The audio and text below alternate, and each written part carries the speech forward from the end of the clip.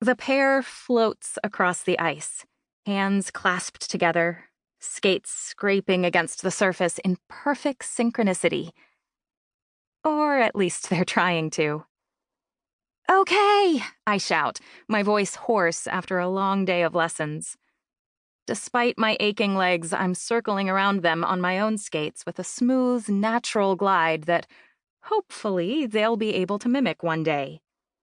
Keep your grip firm, but not too tight. Don't pull her with you, Jackson. Remember, she's smaller than you. You need to adjust your stride to match hers. The two 8-year-olds I'm coaching are getting used to holding hands and skating together, one of the foundational basics of ice dance. My voice echoes up into the rafters of Kellynch Rink of Greater Boston, the place I've spent more time in than my own home. It practically is home. My sisters and I were on skates before we could see over the boards surrounding the ice, because that's what you do when you're born a Russo. "He's not pulling you along anymore, Sadie, so you have to stay with him," I remind her, after he stops yanking at her arm and she drifts behind. Finally, they fall into step, her shorter legs stretching a little longer, his longer legs striding a little shorter, and from my vantage point, it looks like perfection. "That's it!" They beam up at me, still holding hands. "Great job!" Sadie barely comes up to my hip, and she casts her eyes longingly at my legs. "I wish I was as tall as you, Adriana. I wouldn't have to stride so long." "You're perfect exactly the way you are. Make sure you stretch tonight, especially your feet and ankles. Gotta keep them nice and strong for when I see you two again." "Oh, that's so long from now," Jackson whines as I lead them off the ice. "Not too long," I say, clicking my skate guards on as soon as I pass through the gate. "Just until after Worlds." "That's forever," Sadie says. Probably because when you're 8 years old, 2 months is an eternity. To be fair, even at 16, it feels like forever for me too. Because by then, Junior World Championships, the biggest competition of my life, will be over. It can't get here soon enough.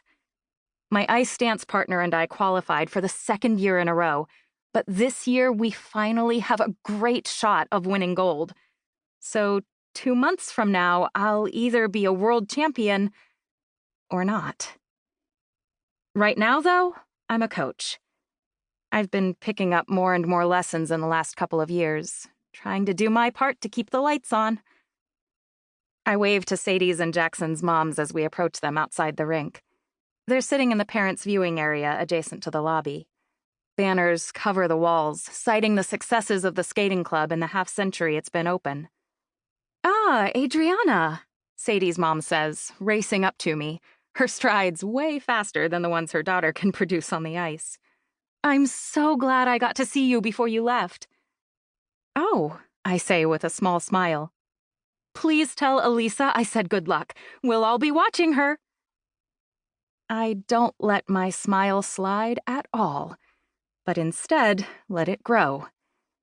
"Of course I will." "You must be so proud of her. Your big sister going to the Olympics. What an accomplishment. Your father must be ecstatic." "He is." I hold that smile, big and tight, across my face. It's not the first time this has happened, and it won't be the last. Olympic Games trumps Junior World Championships, obviously. Elisa is a ladies' single skater, and their careers tend to peak way younger than ice dancers. 4 years from now, if everything goes as planned, I'll be headed to my first Olympics. "Well, we don't want to keep you," Sadie's mom says, her eyes darting around the lobby, probably to make sure she didn't miss Elisa or Dad.